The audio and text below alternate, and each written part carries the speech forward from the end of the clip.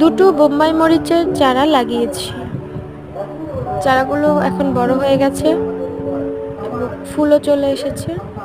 আশা করছি কিছুদিনের মধ্যেই ফুলগুলো ঝরে মরিচ হবে।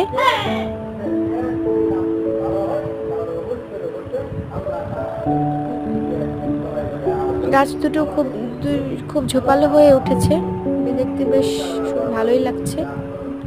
আপনাদের যদি আমার ভিডিওগুলো ভালো লেগে থাকে অবশ্যই আমার চ্যানেলটিকে সাবস্ক্রাইব করবেন, লাইক এবং শেয়ার করে থাকবেন।